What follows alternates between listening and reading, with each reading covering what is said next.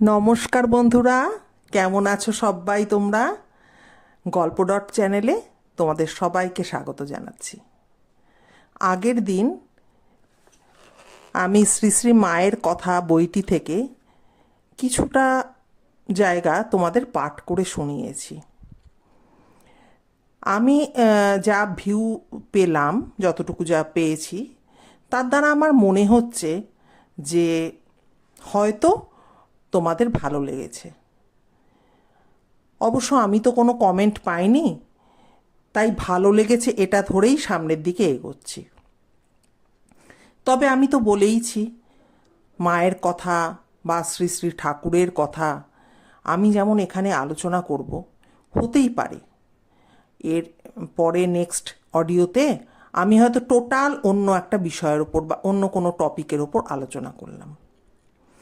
যাই হোক, তোমাদের ভালো লেগেছে এটা ধরেই আমার সামনের দিকে চলা। আর আরেকটা যেটা ব্যাপার, বিশ্বাস করো, আমিও কিন্তু সদ্যই শ্রী শ্রী মায়ের কথা বইটি হাতে পেয়েছি। তা ওই হয় না মাঝে মধ্যে একটু খুলে খুলে চোখ বোলানো, তার দ্বারাই মনে হলো যে ঠিক আছে, যদি শুরু থেকেই পড়া শুরু করি তাহলে আমার সমস্ত আত্মীয়জন, আমার বন্ধু বান্ধবী সবাইকে নিয়ে বইটি বরং পড়া যাক বা তাদের সাথে শেয়ার করা যাক। এই অভিপ্রায় থেকেই কিন্তু আমার এই বইটি পাঠ করে তোমাদের শোনানো।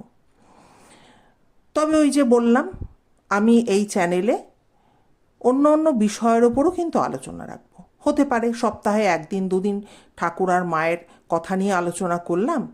বন্ধুদের মধ্যে এমন তো হতে পারে যে যাদের ভালো লাগছে তারা শুনলে, যারা ওই এই টপিকটা যাদের ভালো লাগবে না তারা একটু সরে যাবে। দেখো, অ্যাকচুয়ালি ব্যাপারটা হচ্ছে যে এখন দেশের যা পরিস্থিতি, যুদ্ধ বিগ্রহ চলছে, সেই কোভিড থেকে চিন্তা করো তো বন্ধুরা, একের পর এক চলছে। এছাড়া আমরা যারা সংসারী মানুষজন রয়েছি, আমাদের তো অশান্তির শেষ নেই।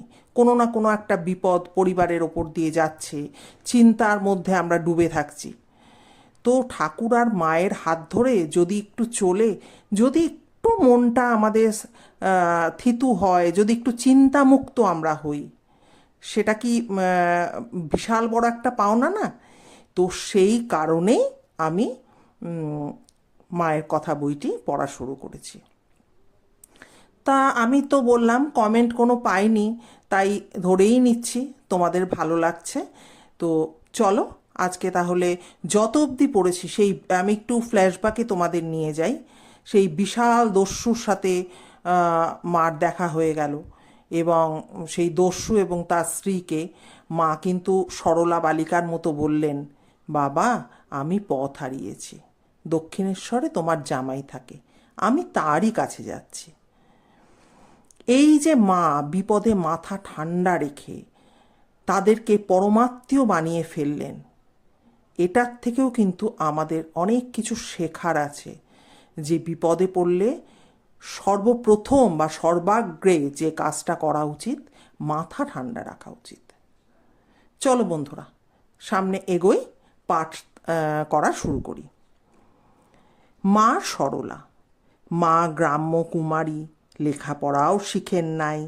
কত সময় মা যেন জগৎ সংসারে কিছুই বুঝেন না। তাহার সরলতায় এমনই মনে হইতে পারে, কিন্তু সেই সরলতার ভিতর গভীর বুদ্ধিমত্তা অঙ্গাঙ্গীভাবে সন্নিবেশিত। পূজ্যপাদ স্বামী শারদানন্দ প্রণীত লীলা প্রসঙ্গ হইতে একটি স্থান মাত্র এখানে উদ্ধৃত করিলাম। দক্ষিণেশ্বরে একদিন দিনের বেলায় আমাদের পরমারাধ্যা শ্রী শ্রী মাতা ঠাকুরানীকে পান সাজিতে ও তাহার বিছানাটা ঝাড়িয়া ঘরটা ঝাঁটপাট দিয়া পরিষ্কার করিয়া রাখিতে বলিয়া ঠাকুর কালীঘরে শ্রী শ্রী জগন্মাতাকে দর্শন করিতে যাইলেন। তিনি ক্ষিপ্র হস্তে ওই সকল কাজ প্রায় শেষ করিয়াছেন। এমন সময় ঠাকুর মন্দির হইতে ফিরিলেন, একেবারে যেন পুরো দস্তুর মাতাল। চক্ষু রক্তবর্ণ, হেথায় পা ফেলিতে হোথায় পড়িতেছে, কথা এড়াইয়া অস্পষ্ট অব্যক্ত হইয়া গিয়াছে। ঘরের ভিতর প্রবেশ করিয়া ওইভাবে টলিতে টলিতে একেবারে শ্রী শ্রী মার নিকট উপস্থিত হইলেন। শ্রী শ্রীমা তখন এক মনে গৃহকার্য করিতেছেন। ঠাকুর যে তাহার নিকট ওইভাবে আসিয়াছেন তাহা জানিতেও পারেন নাই। এমন সময় ঠাকুর মাতালের মতো তাহার অঙ্গ ঠেলিয়া তাহাকে সম্বোধন করিয়া বলিলেন, ওগো, আমি কি মদ খেয়েছি? তিনি পশ্চাৎ ফিরিয়া ঠাকুরকে ঐরূপ ভাবাবস্থ দেখিয়া একেবারে স্তম্ভিত। বলিলেন, না না, মদ খাবে কেন? ঠাকুর, তবে কেন টলছি? তবে কেন কথা কইতে পাচ্ছি না? আমি মাতাল? শ্রী শ্রীমা, না না, তুমি মদ খাবে কেন?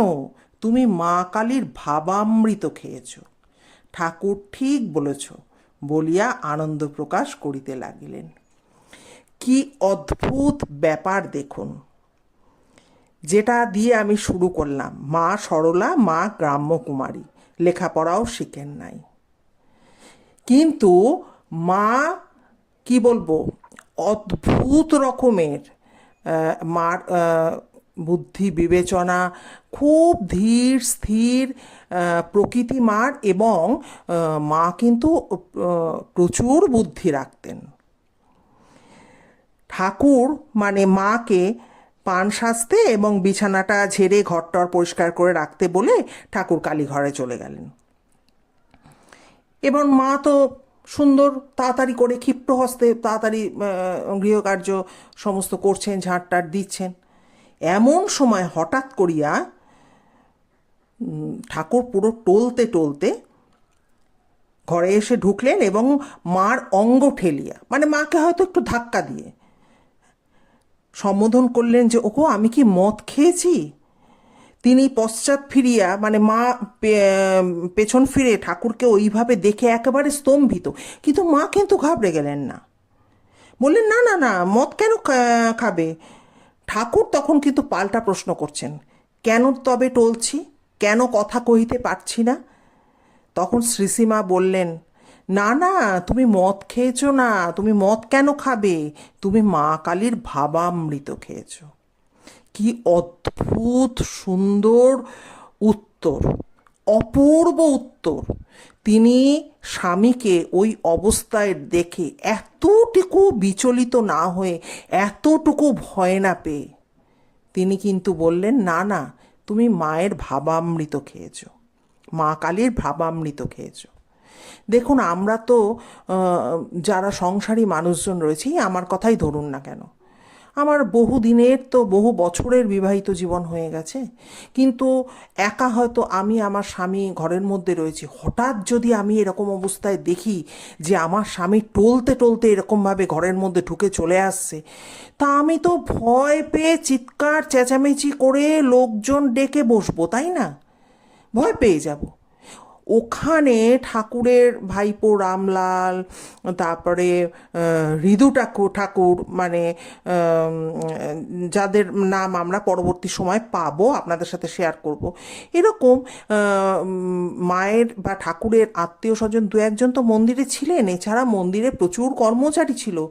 মা ভয় পেয়ে গিয়ে মা চিৎকার চেঁচামেচি করে তো তাদের ডাকতে পারতেন, কিন্তু মা কিন্তু ব্যাপারটা এত সুন্দরভাবে সামলে নিলেন। তাই বলছি যে দেখুন, আমাদের চলার পথেও তো কত কিছু বাধা বিঘ্ন আসে। সেইগুলোকে যে সময় বাধা বিঘ্নগুলো আসছে, সেই সময় যদি মায়ের কথা বইটি থেকে বা মার তো জীবনী সম্পর্কে আমরা জানছি, আমরা যদি তখন ভাবতে পারি, মাথার মধ্যে চট করে আমাদের আসে, এই অবস্থায় পড়লে আমাদের মা কী করতেন, জানি সেটা কখনোই আসবে না, কারণ ওই অবস্থায় আমরা তখন চিৎকার চেঁচামেচি করে একাকার করে ফেলবো। কিন্তু একটু যদি ভাবি চট করে যে মা থাকলে কী করতেন, তখন কিন্তু মানে এত প্রাসঙ্গিক। সব থেকে ভাবুন, মা ঠাকুর আজকে কত দিন, কত বছর, কত যুগ হয়ে গেল চলে গেছেন, কিন্তু দেখুন আজও কিন্তু আমরা যে জীবন ধারণ করছি, আমাদের পরিজন নিয়ে, সমাজ নিয়ে আমরা চলছি, এখনও মার কথা বা ঠাকুরের কথা আমাদের এই জীবনে চলার পথে কতটা প্রাসঙ্গিক, তাই নয় কি? তো চলুন আবার আহ, পাঠ করা শুরু করি। অন্যত্র আবার ঠাকুর যখন পানিহাটিতে যাইবেন, মাও সঙ্গে যাইতে চাহেন কিনা জিজ্ঞাসা করলেন। ঠাকুর যখন পানিহাটিতে যাইবেন, মাও সঙ্গে যাইতে চাহেন কিনা জিজ্ঞাসা করলেন। মায়ের সঙ্গিনীরা যাইতে চাহিলেও মা যাইতে চাহিলেন না। ঠাকুর তাহাতে আনন্দিত হইয়া বলিলেন, ও খুব বুদ্ধিমতী, যেতে চাইল না। গেলে পরে লোকে বলতো হংস হংসী একত্রে এসেছে। মা কেন যাইতে চাহিলেন না সে সম্বন্ধে তিনি নিজেই বলিয়াছেন। উনি আমি যাইব কিনা জিজ্ঞাসা করিলেন, কিন্তু আমার সঙ্গে যেতে হবে এ কথা তো বলিলেন না। ইহাতেই আমার মনে হলো না যাওয়াই ভালো। অর্থাৎ এই যে পানিহাটিতে ঠাকুর যাবেন, হ্যাঁ, এবার মার কাছে জানতে চাইলেন যে আপনারা নিশ্চয়ই জানেন যে পানিহাটিতে দই চিড়ের একটা অনুষ্ঠান হয়। তো যাই হোক, সেখানে মাকে জানতে চাইলেন যে মা যাবেন কি না। তা মার সঙ্গী সাথীরা তারা কিন্তু যেতে রাজি হলো, কিন্তু মা গেলেন না। তা তখন ঠাকুর কিন্তু বলল যে ও খুব বুদ্ধিমতী, ও কিন্তু যেতে চাইল না। গেলে পর লোকে বলতো হংস হংসী একত্রে এসেছে। তো তখনকার দিনের মানুষজন, তাদের মন, হ্যাঁ, তখনকার দিনের, আর তখন তো প্রেস মিডিয়া এত কিছু তো ছিল না, না। ঠাকুরের পরিচিতি আস্তে আস্তে তখন আর কি সবে মানুষজন জানছে। হ্যাঁ, এই যে পরমহংস, তিনি অবতার, এগুলো নিয়েও কত মানুষ কত ব্যঙ্গ করতেন। তো সেই জায়গা থেকে হংস আর হংসী একসঙ্গে এসেছে কেউ যদি বলে, ঠাকুর এই কথা বলে মানে মজা করলেন। কিন্তু মা কিন্তু কেন গেলেন না সেটা সম্বন্ধে মা কিন্তু বুঝিয়ে দিলেন। মা তখন বললেন, আমি যাইব কি না উনি জিজ্ঞাসা করলেন, কিন্তু আমার সঙ্গে যেতে হবে, সেই যে একটা দাবি, সেটা তো উনি করলেন না। তাতেই আমার মনে হলো না যাওয়াই ভালো। দুজনের এই যে স্বামী স্ত্রী, এনাদের যে বন্ডিং, মানে দেখার মতো, ভাবার মতো, এত সুন্দর বন্ডিং। এবং এখানেই দেখুন সেই প্রেম, কাম গন্ধ রহিত সেই প্রেম। আমরা দিনের পর দিন, যুগের পর যুগ, বছরের পর বছর আমরা এই যে মানব জন্ম আমাদের যাচ্ছে, তাতে আমাদের এই যে বিবাহিত জীবন, এখানে তো আমাদের সব রয়েছে। যত দিন যাচ্ছে বিভিন্ন রকম আরও চাহিদা আমাদের বাড়ছে, আর যোগান তো অফুরন্ত। কিন্তু তারা কি পেয়ে এসছেন? কিন্তু তাদের প্রেম, তাদের বন্ডিং এত সুন্দর, তারা কিছু না পেয়েও তাদের এত সুন্দর বন্ডিং যে ভাবা যায় না। ঠাকুরের সহিত শ্রী শ্রীমার সরল ভাবের বিষয় অতিশয় সৌসাদৃশ্য দেখা যায়। ঠাকুর যেমন গলার ব্যথা কিসে সারে ইহাকে তাহাকে জিজ্ঞাসা করিতেছেন, মাও সেইরূপ অসুখের সময়, কি অসুখ হলো বাপু, এ কি আর সারবে না মা, আমায় যে বিছানায় পেড়ে ফেললে, কি করি বলো দেখি, ইত্যাদি বলিতেছেন। আবার শশধর তর্ক চূড়ামণি অসুস্থ স্থানে মানসিক শক্তি প্রয়োগ করিয়া অসুখ সারাইবার কথা বলিতেই ঠাকুর যেমন পণ্ডিত হয়ে ও কি কথা বলো গো, যে মন সচ্চিদানন্দকে দিয়েছি তা কি আবার ফিরিয়া এনে হারমাসের খাঁচায় দেওয়া যায়, দৃঢ়ভাবে এই উত্তর দিয়াছেন। মাও তেমনি, যদি কেহ অনুনয় করিয়া প্রার্থনা করিয়াছেন, আপনি একবার বলুন অসুখ সেরে যাবে, তাহলে নিশ্চয়ই অসুখ সেরে যাবে। তাহলে তা কি বলতে পারি? মা, ঠাকুর যা করেন তাই তো হবে, আমি আর কি বলবো? ইহা ভিন্ন অন্য উত্তর পাওয়া যায় নাই। যদি কেহ জেদ করিয়া বলিয়াছে, আপনি একবার মুখে বলুন, তাহলে নিশ্চয়ই অসুখ সেরে যাবে। তাহা হইলেও আমি কি তা বলতে পারি? ঠাকুর যা করেন তাই হবে। তাহার এই একই উত্তর ছিল। দেখুন, স্বামী স্ত্রীর মধ্যে কত মানে এনাদের মধ্যে, এনাদের মানসিকতার, মন মানসিকতার কত সৌসাদৃশ্য দেখা যায়। ঠাকুর গলা ব্যথা কেন সারছে না একে তাকে জিজ্ঞাসা করছেন।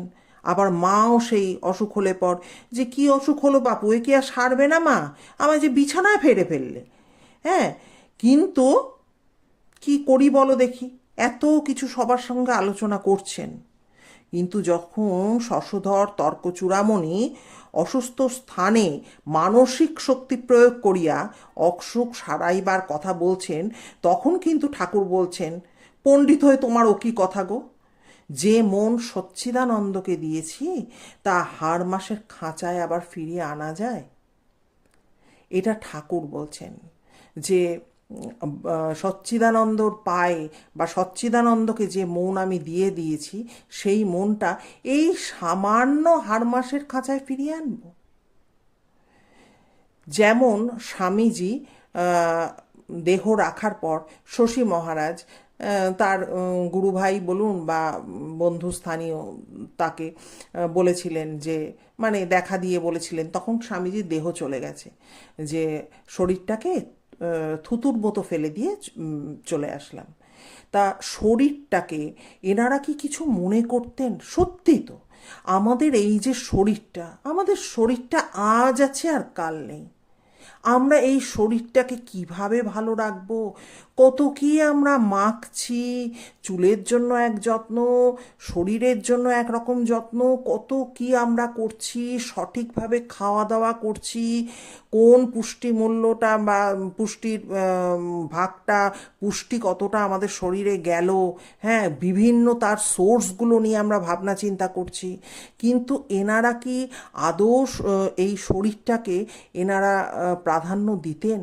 হ্যাঁ, এই যে সবাইকে ঠাকুর জিজ্ঞাসা করে করে বেড়াচ্ছেন বা মা জিজ্ঞাসা করে বেড়াচ্ছেন যে কি করে সারবে বলো দেখি, হ্যাঁ, মা বলছেন আমাকে একদম বিছানায় পেড়ে ফেললো, হ্যাঁ, এত কিছু বলছেন, কিন্তু নিজেরাও সেই মনগুলোকে কিন্তু সেই সচ্চিদানন্দর কাছে দিয়ে রেখেছেন, যে কারণে তারা কিন্তু আর ঈশ্বরকে বলছেন না যে ঠাকুর আমাকে সুস্থ করে দাও। কি অপূর্ব বলুন তো! আমরা আজকে এত আমাদের শরীরে কোথাও একটু কেটে যাক, কোথাও একটু ভেঙে যাক, কোথাও একটু পুড়ে যাক, একটু ছ্যাঁকা খাই, সেটা নিয়ে সারাটা দিন ভাবতে থাকি, কি সুন্দর ছিল এই জায়গাটা, ছ্যাঁকা লেগে কীরকম হয়ে গেল জায়গাটা। কিন্তু আমরা কিন্তু ভাবি না যে সব কিছুই কিন্তু আমাদের দুদিনের। তো যেটা কিন্তু এই ঠাকুর আর মার এই যে কথাগুলো দিয়ে এটা কিন্তু আমরা ভাবতে পারি যে সত্যি তো, আমাদের দেহ তো দুদিনের বই নয়।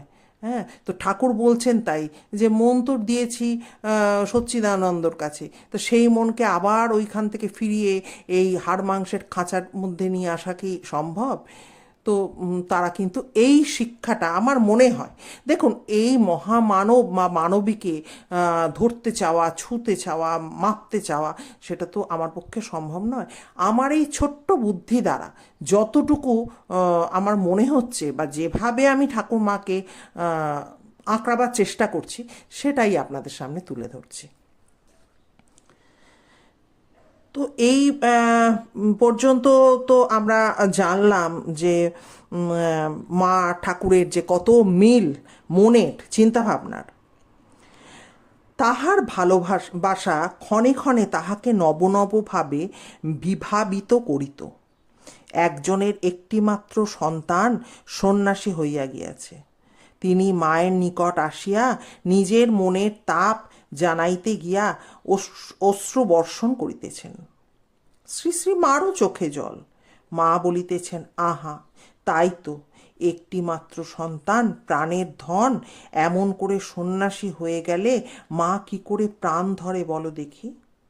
আবার অপর একদিন একজন যখন তাহার দুইটি সন্তানই সন্ন্যাসী হইবার জন্য ব্রহ্মচর্য লইয়াছে, ইহা জননীর কাছে জানাইয়া বলিতেছেন, মা, সন্তানের কল্যাণ হয় সেইটি মায়ের কামনা।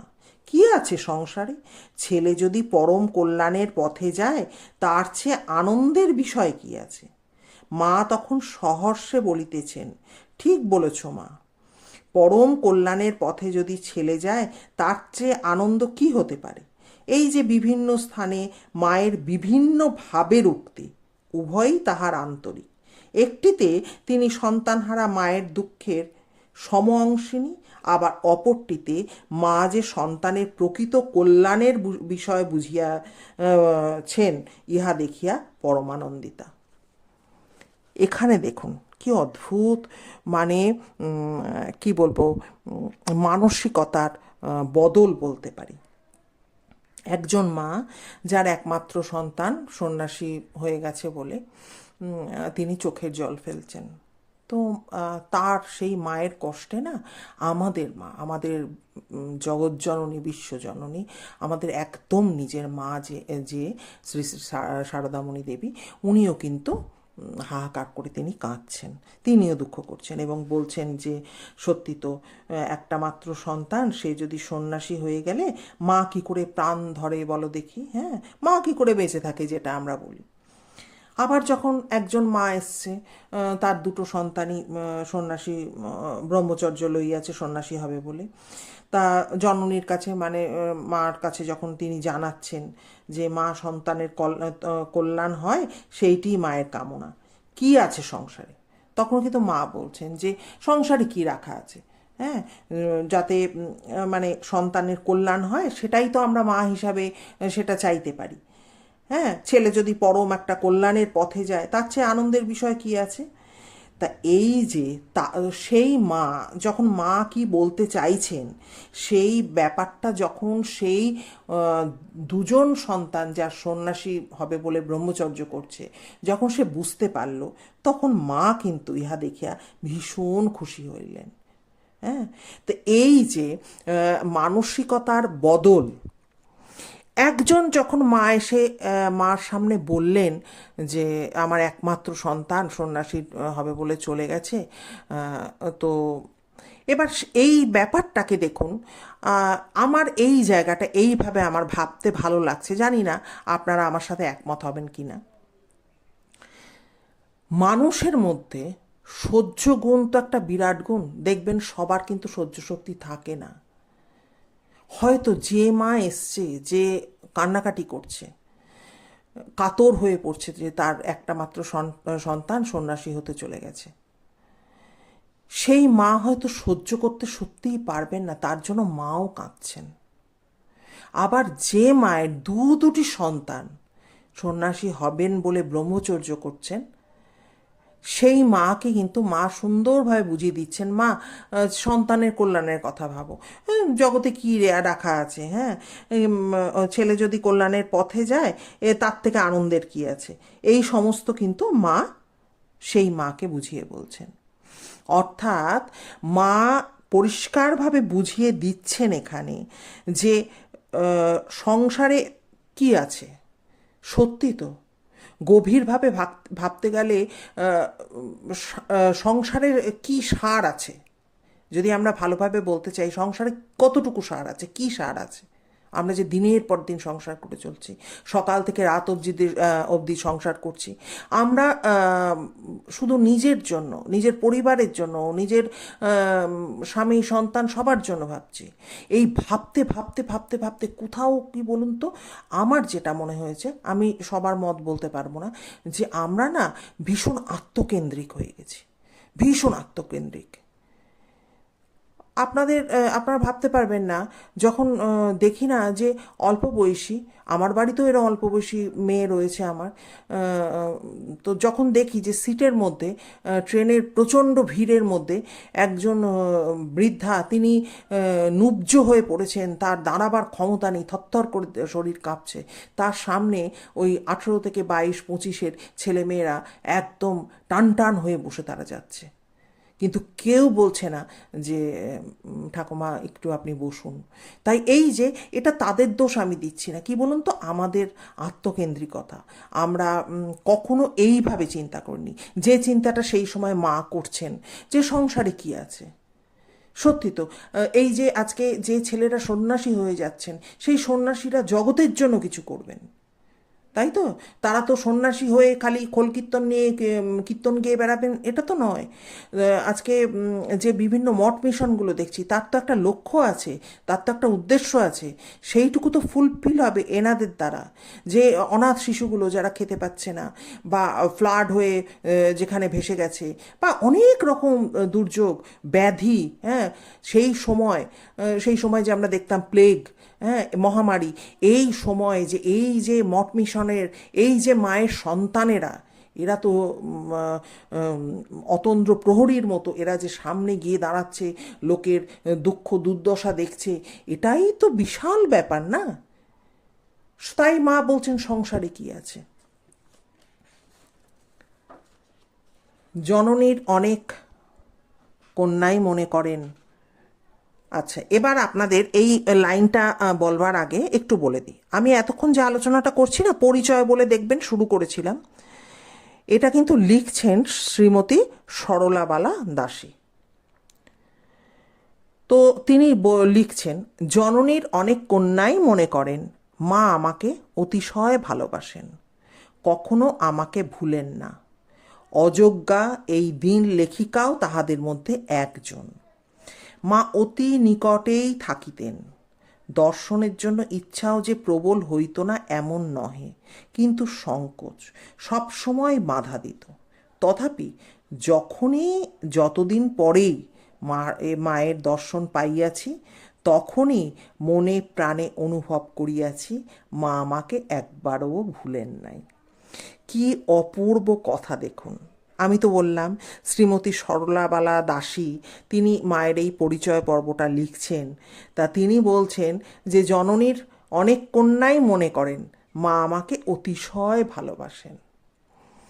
তো আমরা যারা মাকে ভালোবাসি, আমরা কি কখনো মনে হয় না, চিন্তা করে দেখবেন তো, যে ঠাকুর আমার পেছন তো ঠাকুর আছে। কিন্তু তখনই যদি মনে হয় কোথাও যে বাবা এই বিরাট বিশ্বে, হ্যাঁ, বা ভারতেই বলুন, বা বিশ্বের কথাই বলি, বিশ্বে ঠাকুরের কত কত সন্তান আছে, কত ভক্ত আছে, তখন না যারা সত্যিকারে ঠাকুরকে ভালোবাসেন, কোথাও গিয়ে মনে হয় কি যে ওর সবাই আছে আছে, ঠাকুর মা আমাকে বেশি ভালোবাসে। এটা কি মনে হয় না? সেই রকমই জননীর অনেক কন্যাই মনে করেন মা আমাকে অতিশয় ভালোবাসেন, কখনো আমাকে ভোলেন না। তো এই যে উনি বলছেন যে অযোগ্যা এই দিন লেখিকা তাহাদের মধ্যে একজন, মানে সরলাবালা দাসী তাহাদের মধ্যে একজন। মা সবসময় কাছেই থাকতেন, কিন্তু দর্শনের জন্য যখন ইচ্ছা প্রবল হতো, কোথা থেকে একরাশ সংকোচ এসে কিন্তু বাধা দিত।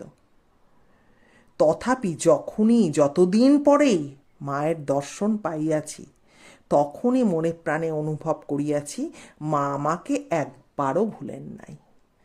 কি অপূর্ব কথা, যে মার কাছে যাব, মাকে আবার বিরক্ত করব, দর্শন করতে এদিকে প্রচণ্ড ইচ্ছা হচ্ছে, কিন্তু যখন যখন উনি দর্শন পেয়েছেন, তখন উনি কিন্তু ফিল করেছেন যে মা কিন্তু ওনাকে এক ফোঁটাও ভোলেন নাই। তা মায়ের কাছে এটাই প্রার্থনা যে মা, দেশের এই অবস্থা যেখানে যুদ্ধ, হানাহানি, কাটাকাটি এসব চলছে, মানুষ মারা যাচ্ছে, সে যেখানেই মারা যাক, আমরা হয়তো সেফ রয়েছি, কিন্তু কতক্ষণ, কতদিন, হয়তো এই যুদ্ধে কিছু হলো না, অন্য একটা বিপদ মাথার ওপর চলে আসলো। তো সেই সমস্ত কঠিন দিনে মা, তুমি কিন্তু আমাদের সকলের মাথার উপর তোমার আশীর্বাদের হাতখানা রেখো। এটাই মায়ের কাছে আমাদের প্রার্থনা হওয়া উচিত। তো বন্ধুরা, একটু কমেন্ট করে তোমরা বলো যে আজকের পাঠ তোমাদের কেমন লেগেছে। তোমরা একটু কমেন্ট করো, তবে তো আমি বুঝবো যে আমি ঠিক পথে এগোচ্ছি না তোমরা অন্য কিছু শুনতে চাইছো। তো ঠিক আছে, সবাই ভীষণ ভীষণ তোমরা ভালো থেকো, সুস্থ থেকো। খুব তাড়াতাড়ি আবার কিন্তু আমি আসছি তোমাদের সামনে। টাটা।